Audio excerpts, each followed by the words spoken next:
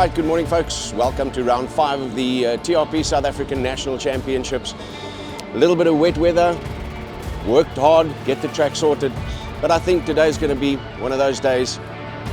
Everybody is going to have the same track to ride. Everybody's going to be battling a little bit, especially the little guys.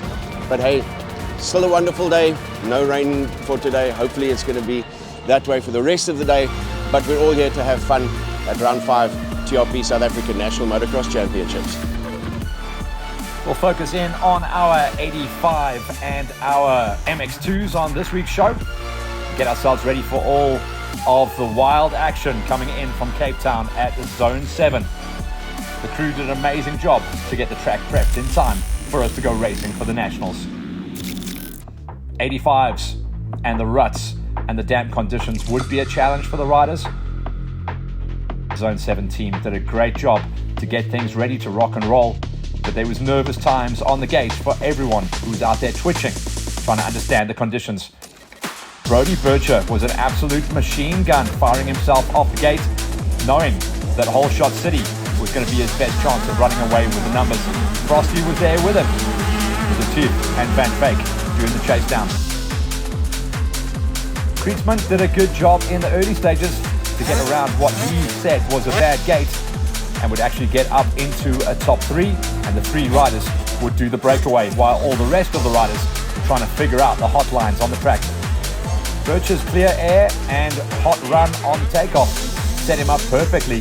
Krietsman had to come through traffic, so he was carrying a whole ton of roost on him, and himself, Retief, Van Veek, Kaywood, Fourie and Van Jaarsveld were going to be banging bars trying to understand how to get the best out of themselves. Frosty got onto the back wheel of Bircher, but it was too late, and Bircher was gone. He would be the first rider to take Moto number 1, but Frosty showed good pace, as well as Krietsman. Krietsman just needed a good start in Moto 2 to try and understand how to get the best out of himself and his machine. At the flag though, Bircher took first blood. Krietsman can be happy with his number 3 spot, but a better gate will set him up earlier on the chase down. Retief, Van Veek, Kaywood, Fourie and Van Jaarsveld would take us to the magic top 8. So the track was looking good down at Cape Town. Heat number 2 was coming up for the riders, but everyone knew gate and gate pick was going to be all to count for. In Moto number 2, heat number 2, once again, it was a great pull off the gate for Bircher as he went 2 for 2, almost getting squeezed out off the line. An incredible start coming in for Cassie Van Zyl on the 2-3-4. He was a no-show inside of the top 8 on Moto number 1, but he came good this time around. But everyone chased down once again onto the 3-0. Bircher looked like he had the course and the conditions by the short and curlies, as Frosty was outside of the top 5, and he would have to come through the pack to try and get himself onto the numbers to try and chase down on the overalls. Brandon Van Veek on the 777 as well as the 555 of Maxwell Fourie were way down where they wanted to be, and they were going to be out of the chase. Early on in the race though, the situation was that Bircher went down. That allowed Krietsman on the big number 1 plate, the too tall kid, he was gone, and Frosty did plow his way through traffic nicely to get onto the wheel. So that would be the fight for the 1s and 2s, and at this stage Frosty was the virtual overall event leader.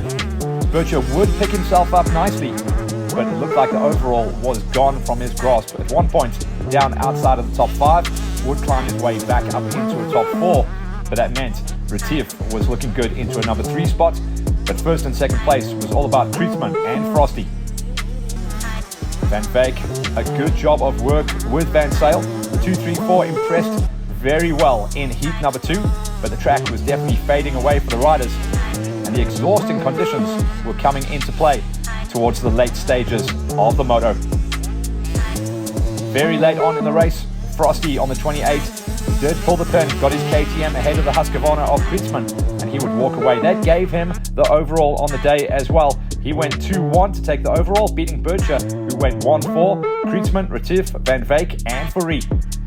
We chatted to Frosty after the race.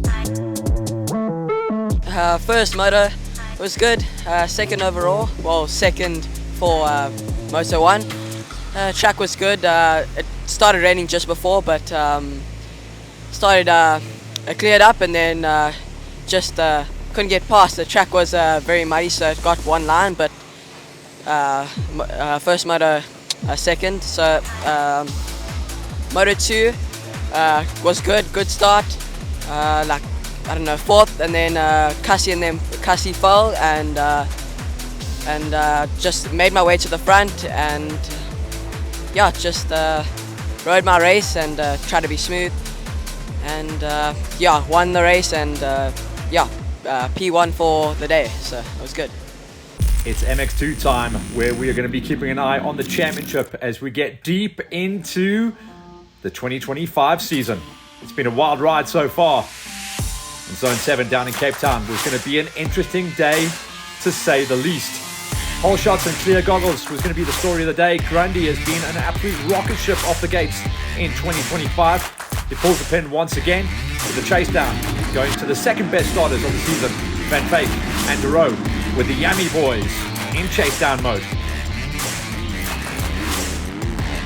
Henley got a good start this time around as well, and he is starting to come to grips with that Yamaha 250 in 2025, but the mid-pack is a scary place to be in 2025 at the moment.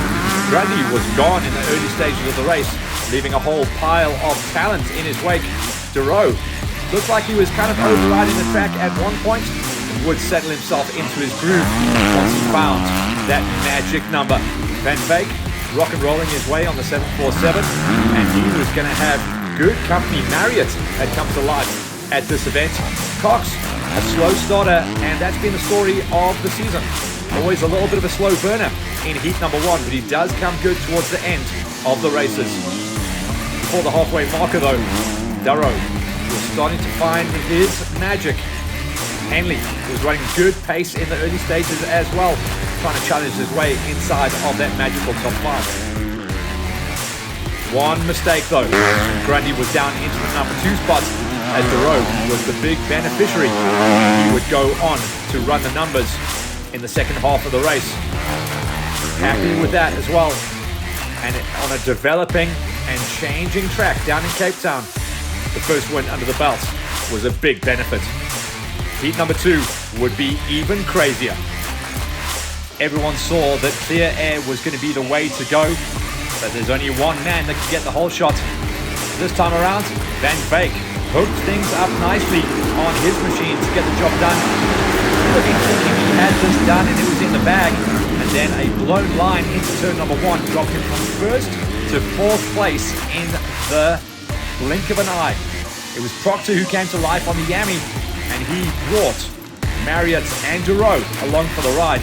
Duro all of a sudden covered in roost, no vision, down in 4th place, and in a crazy battle straight out the gate. That's not what he wanted, but this is exactly what Proctor wanted.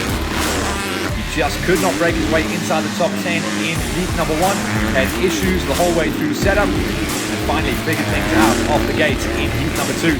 But all the big swingers were right there on his wheel in the shape of Duro and Grundy. In the early stage of the race, Proctor benefited from the in-house battle between the teammates, and he got a little bit of breathing room as the KTM boys had the gloves off. It was Grundy that came out on top though. He showed his pace in heat number 1. One small mistake robbed him of heat number 1 victory. This time around, the mistakes were coming the way of Duro. He would drop down early on into a number 4 spot, leaving Proctor and Marriott first and second. Van Beek slotted into his spot number 5. Looking very, very tasty. Proctor was on a burner. Duro was making mistakes. Van Beek, solid consistency, would see him running number 5 almost the whole way through the day. Tristan Duro was also coming to life as well, trying to back up his number 7 ride in heat number 1, and try and improve on that if he could. But he is starting to come to grips with the big 250, bit of a 125 specialist in the past. Grundy would eventually make the pass on Proctor as Proctor started to tighten up. So Grundy was running numbers, and Duro was figuring out the track as well. That business was coming into play. Proctor was fading backwards, Duro was moving forwards, and Grundy at this stage was gone. Proctor started to tighten up, but Grundy was running numbers, and Thoreau was figuring out the track as well. That fitness was coming into play. Proctor was fading backwards, Thoreau was moving forwards, and Grundy at this stage was gone. Proctor was in trouble. There's a whole pile of talent coming into play as well, and the inevitable happened. Thoreau was in trouble though, and that would lose him the overall. Cox coming on so strong towards the end of the race. That number 2 spot would move him up into a 3 in the overalls. At the flag though, Grundy took the win, and that was an absolute burner for him in the championship. A 2 and a 1 gave him the overall in Cape Town, beating out on Thoreau and Cox, a surprise 3rd place at the end of an amazing event. We're down here at round 5, it's down in Cape Town. Yeah, it started off pretty good, quite wet, the track was quite wet, but managed to qualify first with 1.8 second gap. That was pretty good. Moto 1 just got really tight, and I got quite a good start.